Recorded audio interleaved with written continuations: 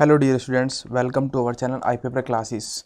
और आज हम आपको बताएंगे दोस्तों किस चीज़ के बारे में, यूपी लेखपाल की जीएस। तो आप सभी लोग जानते ही हैं कि हमने एक सीरीज़ चला रखी है हिस्ट्री ऑफ उत्तर प्रदेश। ठीक है, इसमें आपका जो है लेक्चर आज का हो जाएगा 4 नंबर का, यानी कि चौथा लेक्चर है। इससे पहले मैं 3 लेक्चर अपलोड कर चुका हूँ हिस्ट्री ऑफ उत्तर प्रदेश। तो यानी कि उत्तर प्रदेश की वैकेंसी जो है आपके दोस्तों कौन सी, लेखपाल, वीडियो और बाकी जो हमारी अदर वैकेंसी होती है, पुलिस की हो गई आपकी। ठीक है स्टूडेंट्स, और फिर बाकी यूपी ट्रिपल एससी जितनी भी वैकेंसी कराता है। ठीक है, वनडे एग्ज़ाम हो गया आपका उत्तर प्रदेश का। ठीक है स्टूडेंट्स, तो इन सभी वैकेंसी के लिए मोस्ट इंपॉर्टेंट हो जाती है उत्तर प्रदेश की जीके, जो कि हम अपने चैनल से प्रोवाइड करा रहे हैं। ठीक है स्टूडेंट्स, तो इसमें आज का जो सेशन है वो आपका है लेक्चर नंबर 4। इससे पहले मैंने 3 करा चुका हूँ उत्तर प्रदेश की जीके के हिसाब से। तो सबसे पहले मैंने इसमें टॉपिक उठा रखा हिस्ट्री ऑफ उत्तर प्रदेश। ठीक है स्टूडेंट्स, जिस भी भाई या फिर स्टूडेंट्स ने नहीं देखी है, जाके वो लेक्चर 2 तक पहले उनको जाकर देख लीजिए। उसमें मैंने बताया कि उत्तर प्रदेश का इतिहास किस किस तरीके से रहा है, उसका नाम, उसके महाजनपद किस किस तरीके से, मतलब बौद्ध धर्म उससे कैसे रिलेटेड था, सब कुछ। ठीक है, तो पहले जाकर उनको देखिएगा, फिर आज का लेक्चर अटेंड करिए। ठीक है स्टूडेंट्स, तो चलिए सेशन को स्टार्ट करने से पहले मेरी आपसे रिक्वेस्ट है कि जितने भी स्टूडेंट्स नए हैं चैनल को सब्सक्राइब ज़रूर कर लेना। ठीक है, और अपने फ्रेंड्स के बीच में शेयर कर सकते हैं आप, इसमें कोई भी आपका पैसा नहीं लग रहा है। ठीक है स्टूडेंट्स, तो चलिए आपकी स्क्रीन पर कल मैंने आपको करा दिया था क्या स्टूडेंट्स, कल हमने कर लिया था कंप्लीट प्राग ऐतिहासिक काल। कौन सा स्टूडेंट्स, प्राग ऐतिहासिक काल हम कर चुके थे कल। ठीक है, अब आज करेंगे हम कौन सा स्टूडेंट्स, बताइए। मैंने आपको बताए थे 3 टाइप में इतिहास को कन्वर्ट करा था, उसमें से सबसे पहले मैं आपको बता चुका था प्राग ऐतिहासिक काल। ठीक, और आज हम करेंगे कौन सा स्टूडेंट्स, प्राग ऐतिहासिक काल हम कर चुके हैं, सॉरी। ठीक, ये वाला हम कंप्लीट कर चुके हैं। इसके मैंने आपको टाइप्स बताए थे, पुरा पुरा पाषाण काल, नवपाषाण काल, मध्य पाषाण काल और ताम्र पाषाण काल। ठीक है ना, तो हम इसके भी 3-4 टाइप कर चुके हैं कम्प्लीटली। और अब जो आपका चलेगा इससे अगला, इतिहास को मैंने 3 पार्ट में डिवाइड करा था, तो आज चलेगा आपका आध ऐतिहासिक काल। ठीक है स्टूडेंट्स, कौन सा, आध ऐतिहासिक काल। ठीक, तो आज हम इसके बारे में बात करेंगे, और बाकी कल हमने आपको कौन से में इसका कंप्लीट करा चुके हैं, तो जाकर देख लेना। प्राग ऐतिहासिक काल इसको कहते हैं हम दोस्तों कौन सी हिस्ट्री, प्री हिस्ट्री। ठीक है, और आज चलेगी आपकी आध ऐतिहासिक काल, इसको कहते हैं हम दोस्तों कौन सी, प्रोटो हिस्ट्री। ठीक है, तो इसके बारे में जानेंगे। तो दोस्तों ये जो आद्य ऐतिहासिक काल है, ये हमारा जो पाषाण युग था ना, कौन सा, पाषाण युग की समाप्ति के बाद हमारा स्टार्ट होता है आद्य ऐतिहासिक काल, जिसमें मनुष्य ने, है ना स्टूडेंट्स, क्या करना स्टार्ट कर दिया था, धातुओं का यूज। तो मनुष्यों के द्वारा धातुओं का क्या है, मनुष्य के द्वारा जो धातुएं थी उनका यूज हुआ था दोस्तों, कौन से वाले, आपके काल में जो टाइम पीरियड चल रहा था, ये होता आद्य ऐतिहासिक काल। इसमें जो ना सबसे पहले मनुष्य ने धातुएं को, क्या मनुष्य के द्वारा धातुओं का क्या हुआ, प्रयोग किया गया या फिर प्रयोग हुआ।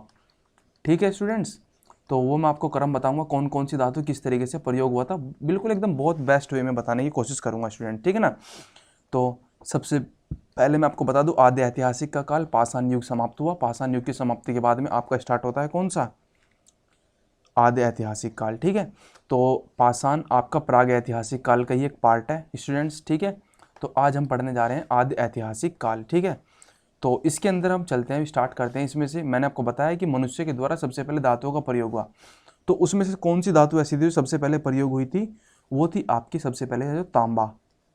ठीक है, तांबा आपकी धातु थी जो सबसे पहले प्रयोग हुई। उसके बाद में हुई थी आपकी कौन सी दोस्तों, कांस्य। ठीक है, कांस्य जिसे हम क्या कह देते हैं, ब्रोंज। ठीक है, और जो तीसरी धातु थी वो हुई थी फिर लोहा। ठीक है स्टूडेंट्स, तो आया समझ में किस तरीके से किया था।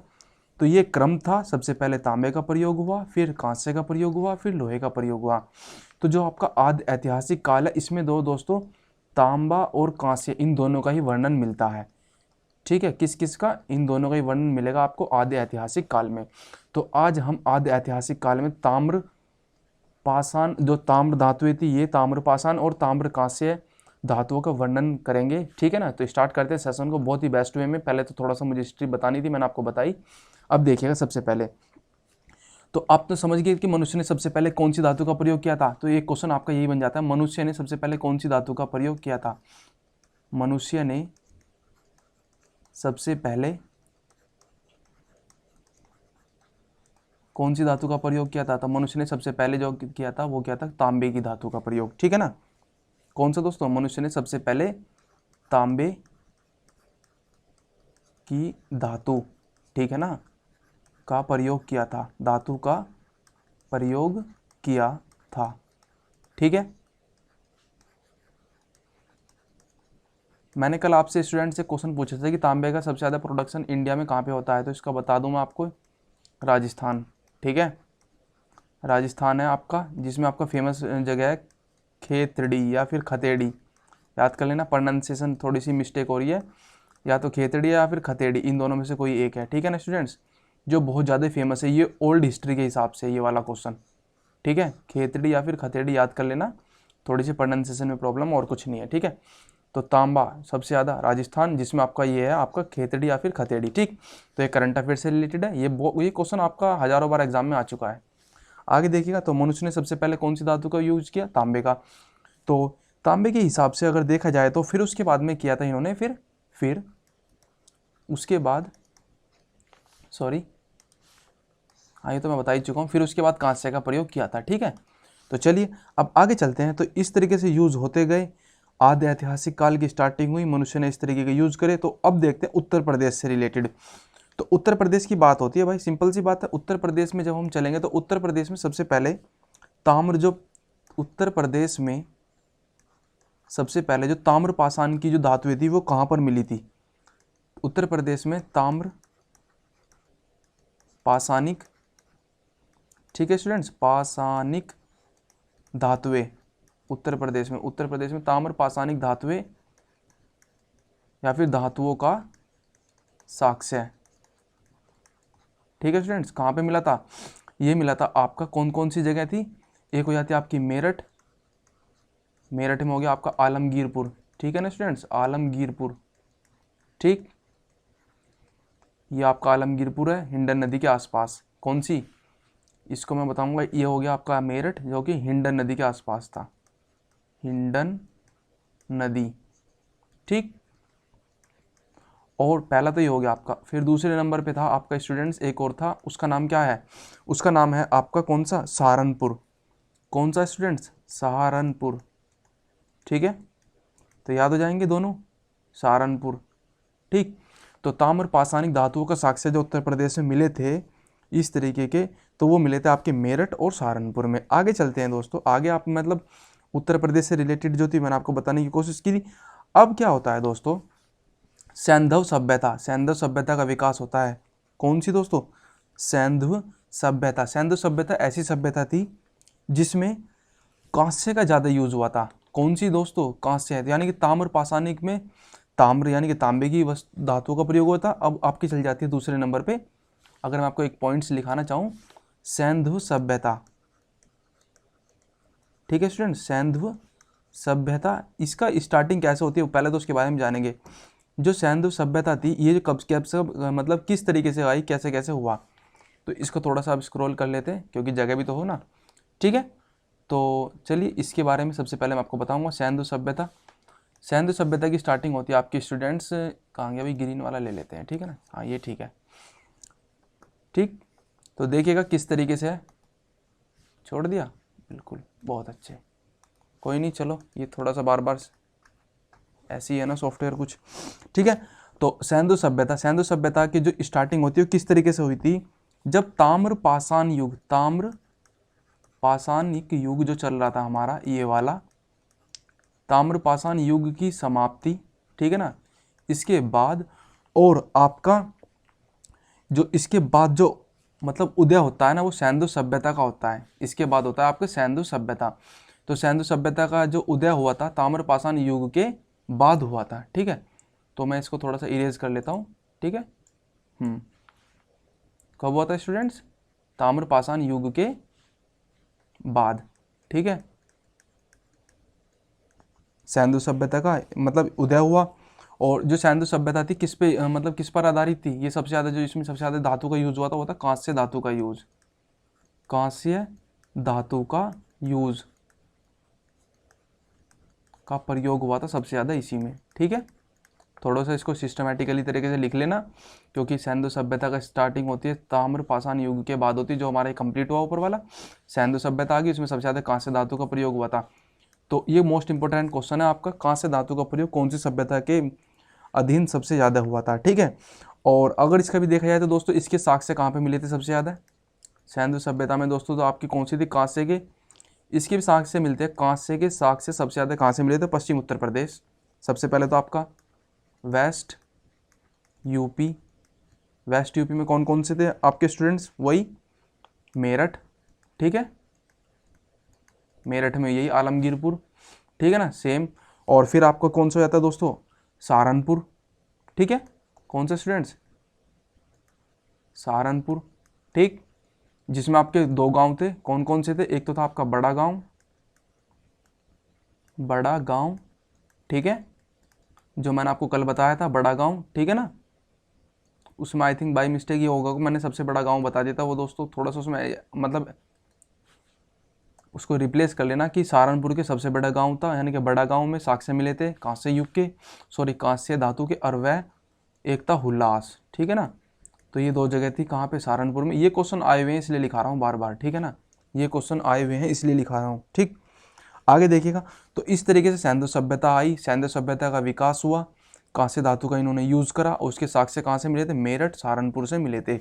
अब उसके बाद में जो आपके आती है सिंधु सभ्यता के बाद, ताम्र पाषाण युग के बाद सिंधु सभ्यता, सिंधु सभ्यता के बाद आती है आपकी कौन सी, फिर आती है आपकी स्टूडेंट्स, वो होती है आपकी वैदिक सभ्यता, ठीक है ना, कौन सी स्टूडेंट्स, वैदिक सभ्यता, वैदिक सभ्यता, ठीक है, वो भी कौन सी, वैदिक सभ्यता, ठीक है, वैदिक सभ्यता कौन सी स्टूडेंट्स, वो भी आपकी होती है इसमें से उत्तर वैदिक सभ्यता, उत्तर वैदिक सभ्यता। ये बहुत ज़्यादा डीप में जा रहा हूँ मैं, थोड़ा सा समझ लेना। तो सिंधु सभ्यता के बाद तो आपकी आती है उत्तर वैदिक सभ्यता, और इसके बाद आती है फिर आपकी वैदिक सभ्यता, ठीक है ना स्टूडेंट्स। थोड़ा सा डीप हो रहा है, कोई बात नहीं, आप इसको अच्छी तरीके से समझ लोगे, ठीक है, सभ्यता, ठीक, इसको यह थोड़ा सा कोई नहीं, वैदिक सभ्यता। तो सिंधु सभ्यता के बाद में आपका उत्तर वैदिक सभ्यता, फिर वैदिक सभ्यता। तो उत्तर वैदिक के बारे में थोड़ा सा एक दो पॉइंट है वो उसको याद कर लेते हैं बस, फिर आपकी वैदिक सभ्यता के बारे में पढ़ेंगे। ये तो बहुत इंपॉर्टेंट है, आपका इतिहास ही इसी पे डिपेंड है। आर्य हुए थे हमारे, वो भी इसी भी, आर्य सभ्यता वैदिक सभ्यता दोनों सेम ही तो थी, याद है ना आपको, आर्य सभ्यता। तो ये आपका इतिहास का भाग बचता है, उसमें पढ़ेंगे फिर इसको हम। बस आपका आद्य ऐतिहासिक जो पार्ट चल रहा है ना इतिहास का, ये सेकंड वाला, ये कंप्लीट होने वाला है। तो उत्तर वैदिक सभ्यता में क्या क्या हुआ था उसके बारे में जान लेते हैं थोड़ा सा। इसमें जो दोस्तों इसकी जो साक्ष्य मिले थे, इसके जो साक्ष्य मिलते हैं वो आपके कहाँ पे मिलते हैं, अगर उत्तर प्रदेश के रेस्पेक्ट में बताऊँ, उत्तर प्रदेश में इसकी फिर वही आपके कौन से दोस्तों, पश्चिम उत्तर प्रदेश, वेस्ट यूपी, ठीक है, वेस्ट यूपी, वही सेम बिल्कुल, यहाँ पे लिख लेना सेम अबाव, ठीक है ना, सेम अबाव, ठीक, जो ऊपर बताया ना मेरठ वेरठ सहारनपुर, ये सब जगह वहीं पे मिले थे। बस इनकी एक खासियत और थी, ये जो लोग थे ना उत्तर वैदिक सभ्यता वाले लोग, ये लोग क्या थे कि ये कपास की खेती करते थे, कपास की खेती, ठीक है। तो कुल मिला के जो कपास की खेती के साक्ष्य जो आपके वेस्ट उत्तर प्रदेश में मेरठ हुआ, सहारनपुर हुआ, ठीक है ना, यहाँ के लोग कपास की खेती करते थे, ठीक है स्टूडेंट्स। और इस तरीके से दोस्तों ये रहते थे, और ये गांवों में निवास करते थे, नगरों को छोड़कर गांवों में निवास करते थे। कुल मिलाकर उस टाइम पे गांव होते होंगे जैसे भी था कंडीशन, तो गांव में निवास करते थे, ठीक है, आया समझ में। तो ये था आपका मतलब उत्तर वैदिक सभ्यता। तो कुल मिला के आपका जो आद्य ऐतिहासिक काल था, इसमें मैंने आपको बताया कौन कौन से दोस्तों, कौन कौन से थे इसमें से, मैंने आपको बता दिया, इसमें तांबे और कांस्य से रिलेटेड, तांबा आपका कंप्लीट हो गया, कांस्य आपका कंप्लीट हो गया। तांबे के लिए कौन सी सभ्यता थी, तो तांबे के लिए ताम्र पाषाणिक जो सभ्यता थी उसमें हो रहा था इसका यूज। फिर कांस्य के लिए कौन सी थी दोस्तों, सिंधु सभ्यता, ठीक है ना। तो समझ में आया अच्छे तरीके से। अब आगे चलते हैं स्टूडेंट्स, जो आगे मैं आपको बताने जा रहा हूँ वो है आपका इतिहास, ठीक है। क्या कहते हैं दोस्तों, तीसरा जो पार्ट है आपका इतिहास का, जिसको मैंने 3 पार्टों में डिवाइड किया था, कल मैंने आपको बताया था क्लास में, उसका आज है थर्ड पार्ट। ठीक है, इसको ब्लैक कलर का ये रहा। ठीक है, तो आपका जो तीसरा पार्ट बचता है उसके बारे में देख लेते हैं क्या है। ठीक है, तीसरा आपका आता है इतिहास। ठीक, इतिहास जहाँ से हमारी स्टार्टिंग होती है, जिसमें हमें सब चीज़ साक्ष्य मिले थे। इतिहास को हम ऐतिहासिक काल भी कह देते हैं, वैदिक सभ्यता। ठीक है, सारे नाम अभी लिखा दूंगा, ठीक, क्योंकि बार बार फिर बाद में परेशानी होगी। आर्य सभ्यता मोस्ट इम्पोर्टेंट यहाँ से स्टार्ट होता है अगर देखा जाए तो, अच्छा सेशन। ठीक है ना, बाकी तो वो था ही, 1-2 नंबर तो आ ही जाते हैं। तो इतिहास, वैदिक सभ्यता, आर्य सभ्यता, और इसे कहते हैं लोह का काल, लोह काल। ठीक है ना, लोहे का सबसे ज़्यादा उपयोग भी कौन सी इतिहास में हुआ था, मतलब कौन सी सभ्यता में होता? आर्य सभ्यता, वैदिक सभ्यता, फिर इतिहास में हुआ था लोह काल, यानी कि लोहे की धातु का भी प्रयोग इसी काल में हुआ था। आया समझ में किस तरीके से? तो ये जो इतिहास है हमारा, कौन सी सभ्यता के बाद में आया था वो सब कुछ पता है, मैं आपको बता ही चुका हूँ। सैंधव सभ्यता हो गई आपकी, सैंधव सभ्यता के पश्चात आपका स्टार्टिंग होती है किसकी? इतिहास की, यानी कि वैदिक सभ्यता की। ठीक है ना, वैदिक सभ्यता की। सैंधव सभ्यता के बाद में उत्तर वैदिक सभ्यता, उत्तर वैदिक के बाद में आपकी कौन सी हो जाती है स्टूडेंट्स? उत्तर वैदिक, अभी तो बताया ये आपको, फिर भी एक बार लिखा दे रहा हूँ, उत्तर वैदिक सभ्यता। ठीक है, इसको समझ लेना। फिर आपकी आ गई वैदिक सभ्यता। ठीक है, वैदिक सभ्यता। तो ये थी आपकी तीनों, इस तरीके से क्रम एकदम बाकायदा रिलेट करके चल रहा हूँ स्टूडेंट्स, जितना हो सके। मुझे लगता है कि आई थिंक इस तरीके से, और बाकी जो आपको लगता हो ना कि एडवाइस की सर इसे इस तरीके से कर लीजिए, तो कमेंट कर दिया करो बस स्टूडेंट। ठीक है ना, उससे मुझे पता लग जाएगा कि हाँ स्टूडेंट इस तरीके से समझने की कोशिश कर रहे हैं। ठीक है ना, तो उत्तर वैदिक सभ्यता के बाद में वैदिक सभ्यता, वैदिक सभ्यता जो थी वो आर्य सभ्यता, ये सभी तीनों चारों नाम जो थे वो एक ही थे। ठीक, तो चलिए दोस्तों, अब भारत की स्टार्टिंग होती है। तो भारत में सबसे पहले जो क्या होता था दोस्तों, नवीन सभ्यता का विकास हुआ था।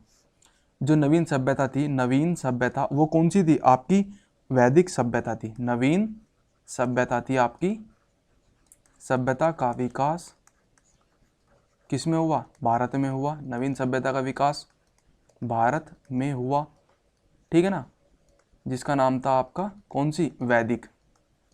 ठीक, वैदिक या फिर आर्य, आर्य सभ्यता।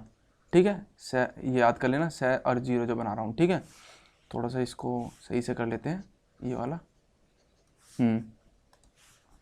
कौन सी दोस्तों? वैदिक और आर्य। ठीक है, सभ्यता। ठीक, तो सिंपल सी बात है, जो आर्य सभ्यता जो भारत की थी वो एक ऐतिहासिक सभ्यता है। कौन सी? क्योंकि आप जानते हैं कि आर्य, याद है ना, आर्यव्रत, जो हमारे कौन सी महाभारत के भरत वंश से रिलेटेड है। इस वजह से दोस्तों भारत का इतिहास जो था, भारत का इतिहास, ठीक है स्टूडेंट्स, वो आपका इतिहास, सॉरी इतिहास, ठीक है ना, तो भारत का जो इतिहास है वो एक प्रकार से अगर देखा जाए तो एक प्रकार से आर्य जाति का ही है, आर्य जाति का ही है। ठीक है ना, तो इसलिए मैं बार बार कह रहा हूँ कि आर्य जाति का विकास, वो आर्य सभ्यता ही हमारे रिलेटेड है भारत की सभ्यता से। ठीक, तो इतिहास की बात चल रही, तो ये हुआ, सारा कुछ हुआ। तो इस तरीके से इसका जो टाइम पीरियड है आपका, जो वैदिक सभ्यता का, इसका टाइम पीरियड अगर मैं बताना चाहूँ तो इसका टाइम पीरियड मेरे हिसाब से जो होगा, जो इसमें दिया हुआ है आपके नोट्स में थे, 1500 ईसा पूर्व से लेकर आपकी 750, ठीक है ना, 750 ईसा पूर्व। ठीक है, ईसा पूर्व। ठीक, याद हो जाएगा। तो ये है आपका, ठीक है स्टूडेंट्स। ठीक, तो वैदिक सभ्यता का टाइम पीरियड भी आपके एग्जाम में पूछा हुआ, इसलिए मैंने आपको लिखा दिया।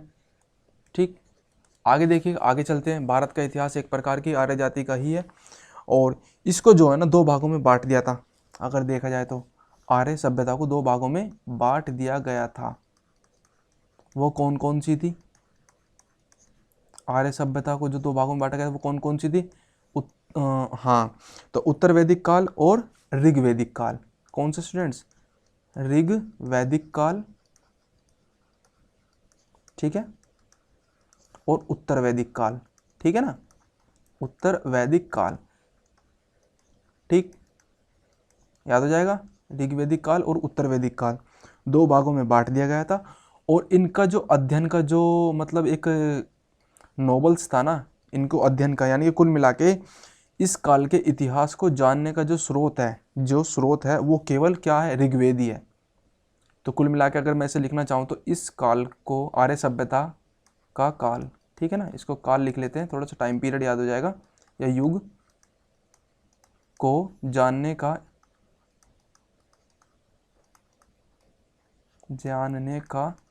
सोर्स जो है आपका, स्रोत जो है स्टूडेंट्स, वो आपका ऋग्वेदी है, ठीक है ना, ऋग्वेद, ठीक है, ऋग्वेद, इसको बोल देते हैं संहिता, ऋग्वेद संहिता है, ठीक है, क्योंकि हमारे जो कितने वेद हैं अगर देखा जाए तो 4 वेद हैं, जिसमें से आपका ऋग्वेद ही है जो आपका आर्य सभ्यताओं से संबंधित है, ठीक है ना। तो 2 टाइप्स में थी, ये इंपॉर्टेंट हो गया, क्योंकि कितने टाइप में था आर्य सभ्यता, ऋग्वेदिक काल में और उत्तरवेदिक काल में, ठीक, आया समझ में। अब जो मोस्ट इंपॉर्टेंट बात है आपकी ऋग्वेदिक काल की, क्योंकि उत्तर प्रदेश से रिलेटेड मैं पढ़ा रहा हूँ तो उत्तर प्रदेश को तो इसमें लाना जरूरी है ना, सिंपल सी बात है, हम उत्तर प्रदेश से समझ रहे हैं तो उत्तर प्रदेश तो देखिएगा, उत्तर वैदिक काल जो है आपका, उत्तर वैदिक काल का मुख्य केंद्र यह है ना, क्वेश्चन निकल के अच्छा सा, ठीक है ना, उत्तर वैदिक काल का मुख्य केंद्र था, कौन सा था दोस्तों, उत्तर प्रदेश, जिसको नाम जाना जाता था उस टाइम पे मध्य देश, ठीक है, सबसे पहली क्लास में बताया था मैंने आपको। तो उत्तर वैदिक काल का मुख्य जो केंद्र था वो उत्तर प्रदेश यानी कि मध्य देश था, ठीक है, आया समझ में। और इसको अगर मैं बताना चाहूँ तो थोड़ा सा अगर हम डीपली में जाएं तो ये आपकी जो नदी थी ना, सरस्वती नदी, जो हमारी सरस्वती नदी से लेकर गंगा नदी के बीच में जो विस्तार था वो था उत्तर वैदिक काल का, ठीक है ना, सरस्वती, कौन सी दोस्तों, सरस्वती नदी से लेकर आपका कहाँ तक, गंगा नदी, कौन सी स्टूडेंट्स, गंगा नदी के मध्य का भाग, ठीक है, जिसको हम क्या कह देते हैं, दोआब, ठीक है स्टूडेंट्स, दोआब, तो वो था आपका कौन सा एरिया, उत्तर वैदिक काल का मुख्य एरिया, ठीक है, आया समझ में। तो इस तरीके से दोस्तों क्या हो रहा था, इतिहास की स्टार्ट हो रही थी, आर्य सभ्यता आई थी, आर्य सभ्यता के बाद में फिर नए नए वंश आए, ठीक है ना, महाजनपद का उदय हुआ, फिर 6ठी शताब्दी आई, इस तरीके से जैन धर्म, बौद्ध धर्म, धीरे धीरे फिर आपका कौन सा, मगध साम्राज्य, शुंग शंख वंश सब आए थे, गुप्त, मौर्य, तो इस तरीके से आपकी स्टार्टिंग होती चलेगी और सभी वंशजों ने अपने अपना मतलब अपने टाइम पीरियड में क्या किया, शासन किया था, किस पर, उत्तर प्रदेश से लेकर पूरे भारत पर, ठीक है ना, उत्तर प्रदेश से लेकर उत्तर भारत पर उत्तर भारत पर सबसे ज़्यादा शासन किया था, ठीक है। तो ये हुए थे, और आगे चलते हैं स्टूडेंट्स। तो इस तरीके से हमारा ये हो रहा था उस टाइम पे, जो दोस्तों सबसे ज़्यादा दो फेमस महाजनपद थे वो कौन कौन से थे, हाँ ये क्वेश्चन आपके पूछा हुआ है उत्तर वैदिक काल में, उत्तर वैदिक काल में सबसे ज़्यादा फेमस जनपद जो थे वो कौन कौन से थे, अगर मैं आपको बताना चाहूँ तो थोड़ा सा इनको भी लिख लेते हैं, क्योंकि जो अच्छे अच्छे क्वेश्चन है वो तो आएंगे ही ना, तो इसके लिए हम थोड़ा सा कलर चेंज कर लेते हैं, ये आ जाइए, उत्तर वैदिक काल के महत्वपूर्ण, 2 ही थे बस महत्वपूर्ण महाजनपद, उनको उस टाइम पे राज्य कहा जाता था, महाजनपद या फिर राज्य, ठीक है स्टूडेंट्स। तो वो कौन कौन से थे, आपके 2 थे, जिसमें से सबसे पहले जो तो आपका था क्या नाम, कुरु, कौन सा स्टूडेंट्स, कुरु, तो आप मुझे कुरु की राजधानी बताइए, और दूसरा था आपका कौन सा स्टूडेंट्स, पांचाल, ठीक है, पांचाल, ठीक। तो इन दोनों की राजधानी मैं आपको बता ही चुका हूँ पहली या दूसरी क्लास में, तो मुझे कमेंट करिए कुरु की राजधानी क्या थी। अब थोड़ा सा चलो कुरु और पांचाल की बात हो ही गई है, तो कुरु के बारे में दोस्तों, कुरु जो क्षेत्र मतलब ये था, ये कहाँ का, यानी कि जो इसका जो क्षेत्र था कुरु का, क्योंकि दोस्तों छोटा छोटा पढ़ेंगे ना, माइंड में अपना आप ही सेटअप बन जाएगा। तो कुरु का जो क्षेत्र था वो आपका, अगर मैं आपको बताऊं दोस्तों, तो क्या, मेरठ, ठीक है, मेरठ, और आपका मेरठ हो गया स्टूडेंट्स, ये आ गया फिर दिल्ली, ठीक, फिर इसके बाद में आपका हो जाता है इसमें क्या नाम, थानेश्वर, ठीक है स्टूडेंट्स, थानेश्वर, तो ये एरिया था आपका कुरु का, ठीक है ना। अब कुरु की राजधानी मैं बार बार आपसे पूछ रहा हूँ तो कमेंट करिए मुझे फास्ट। अब इसकी पांचाल का जो एरिया था वो कहाँ कहाँ पे था, इसके बारे में लिख लेते हैं। पांचाल का एरिया था आपका बरेली, ठीक है, बरेली हो गया, और बरेली, फिर इससे आगे था आपका कौन सा दोस्तों, बदायूं, ठीक। फिर था आपका स्टूडेंट्स कौन सा, फर्रुखाबाद, कौन सा स्टूडेंट्स, फर्रुखाबाद, ठीक है ना। तो ये क्षेत्र था आपका कौन कौन से दोस्तों, ये आपके पांचाल और कुरु महाजनपद के आसपास का क्षेत्रफल और पांचाल के आसपास का क्षेत्रफल। तो इन दोनों के क्षेत्रफल जो था आसपास में कौन कौन से एरिया, ये आपने मतलब कहाँ कहाँ तक इनका विस्तार था, वो ये एरिया थे, ठीक है ना। तो बाकी कुरु जनपद की जो राजधानी थी वो क्या थी, अब इसकी राजधानी वो लिख लेते हैं स्टूडेंट्स, राजधानी, ठीक है, राज से राजधानी याद रख लेना। तो कुरु की राजधानी थी आपकी कौन सी दोस्तों, इंद्रप्रस्थ, ठीक है, इंद्रप्रस्थ, ठीक है, आ गया याद, इंद्रप्रस्थ जो कि क्या, दिल्ली के आसपास का क्षेत्र है, ठीक है। मैंने आपको पहली क्लास में बताया था, बाकी इसमें भी बता दे रहा हूँ, ठीक। और जो आपका पांचाल था, इसकी राजधानी क्या थी स्टूडेंट्स, बताइए फास्ट, ठीक है, चलो अच्छी बात है। पांचाल, इसकी राजधानी थी आपकी कौन सी स्टूडेंट्स, ये थी आपकी अहिछत्र और काम्पिल्य, ठीक है ना, अहिछत्र और काम्पिल्य, ठीक है, काम्पिल्य, ठीक है स्टूडेंट्स। तो ये दो थी इसकी राजधानी। तो कुल मिला के ये हो गया आपका कौन सा, कुरु जनपद और पांचाल जनपद, ठीक। यहाँ तक हमने पढ़ लिया उत्तर वैदिक काल। उत्तर वैदिक काल में जो दो मोस्ट इंपोर्टेंट जनपद थे वो ये थे। ये क्वेश्चन जो यहाँ से मैंने आपको बताया ना, इसके ये वाले मोस्ट इंपोर्टेंट है, याद कर लेना दोस्तों, ठीक है ना, बहुत अच्छे तरीके से। और आप नोट्स बना ही रहोगे, नोट्स बना रहे हो क्या नहीं है वो तो आपको पता होगा, वैसे मेरे हिसाब से आपको बना लेने चाहिए, ठीक है। बाकी इसकी PDF मैं आपको प्रोवाइड करा दूंगा, ठीक। तो ये हो गया। अब आगे चलते हैं स्टूडेंट्स। तो हमने यहाँ तक क्या दो अपने पढ़ लिए हैं, कौन कौन से, पांचाल और कुरु, ठीक। अब इसके बाद में जो दोस्तों क्या हुआ था कि जो कुरु और जो पांचाल थे, इसमें महत्वपूर्ण यानी कि जो इम्पोर्टेंट पर्सन थे वो कौन कौन से थे, उनके बारे में थोड़ा सा जान लेते हैं। तो कुरु और पांचाल क्षेत्र में से ही दोस्तों सबसे पहले जो अगर देखा जाए तो भारद्वाज, ठीक, ऋषि भारद्वाज, ये भी आपके कुरु और पांचाल वाले क्षेत्र से मतलब महाजनपद से संबंधित थे, ठीक। विश्वामित्र, याद है ना आपको, विश्वामित्र जो कि आपके रामायण में आए थे, ठीक है, विश्वामित्र हो गया आपके, ठीक है स्टूडेंट्स। और वाल्मीकि, ठीक है, वाल्मीकि। तो ये जो बड़े बड़े ऋषि और जो साधु हुए थे, उनका जो मतलब एक समझ लीजिए कि ये एक स्थान से जो संबंध है, यानी कि इनकी जो तपोस्थली है, अगर समझ लीजिए तपोस्थली वो इन दोनों में से ही है, ठीक है ना। एक किसी की कुरु है तो किसी की पांचाल है, ठीक है। तो अगर मैं आपको बताऊं दोस्तों, कुरु वाला जो क्षेत्र है आपका महाभारत से रिलेटेड है, ठीक है स्टूडेंट्स। कुरु वाला क्षेत्र आपके महाभारत से रिलेटेड है, याद रहे, महाभारत, ठीक है। कुरु वाला क्षेत्र जो आपका महाभारत से रिलेटेड है, इसलिए स्टूडेंट्स आपके जो ऋषि रहे थे विश्वामित्र, वाल्मीकि जी, भारद्वाज और आपके कौन से दोस्तों जिन्होंने महाभारत लिखी थी, व्यास जी, वो भी इन्हीं से ही संबंधित हैं। तो कुरु क्षेत्र समझ गए। अब आगे चलते हैं दोस्तों। इस तरीके से इनकी तपोस्थली भूमि रही है कुरु और पांचाल। अगर क्वेश्चन आपसे पूछ ले जाए इनकी तपोस्थली भूमि कौन सी थी, तपोस्थली भूमि थी, ठीक है। थोड़ा सा राइटिंग में प्रॉब्लम हो सकती है, बाकी मेरे को लगता नहीं कि समझ में नहीं आ रहा होगा। तो आए समझ में यहाँ तक का। तो ये था आपका कौन सा दोस्तों, ऐतिहासिक काल, ठीक है स्टूडेंट्स, ऐतिहासिक काल जिसमें धीरे धीरे सारे काम हुए। उत्तर वैदिक काल आया, उत्तर वैदिक काल में फिर कौन कौन से जनपद थे, सब कुछ होने के बाद में फिर उसके बाद में आगे चलते हैं दोस्तों। आगे जो इसका टाइम पीरियड बताया गया है उत्तर वैदिक काल का स्टूडेंट्स, किसका, उत्तर वैदिक काल का, जिसमें आपको टाइम पीरियड बताया वो बताया गया 1000 से लेकर 600 ईसा पूर्व तक, ठीक है, 1000 से लेकर 600 ईसा पूर्व, ठीक। ये हो गया।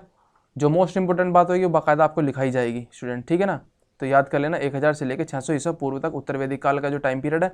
अब आगे चलते हैं। तो ये हो गया, हमने मतलब समझ चलो आगे क्या इतना ही कर लेते हैं आज की क्लास में, क्योंकि काफ़ी लंबी जाएगी, क्योंकि इतिहास पढ़ा रहे हैं, थोड़ा सा इंटरेस्ट तो आता चला ही जाता है इस वजह से। तो चलिए दोस्तों, आज हमने कर लिया कौन सा, आद्य ऐतिहासिक काल और इतिहास, ठीक है। कल हम पढ़ेंगे नई क्लास के साथ में, नई उमंग के साथ में महाकाव्य काल। कौन सा स्टूडेंट्स, महाकाव्य काल। फिर आपके जैन धर्म, बौद्ध धर्म स्टार्ट हो जाएंगे, जो जिनको आप जानते भी हो, ठीक है ना। थोड़े से उनसे आप रूबरू हो, क्योंकि आपने उन क्वेश्चनों को याद भी किया होगा, जैन धर्म, बौद्ध धर्म, सुगवंश, मौर्य वंश, गुप्त वंश, ठीक है। तो चलिए, आपका आज का इतिहास यहीं तक ही था उत्तर प्रदेश का, जो कि आपकी कौन सी लेखपाल और वीडियो के लिए मोस्ट इंपॉर्टेंट क्लास थी। इसको हम यहीं पर एंड करते हैं। कल मिलते हैं दोस्तों नेक्स्ट सेशन में अच्छे तरीके से। ठीक है।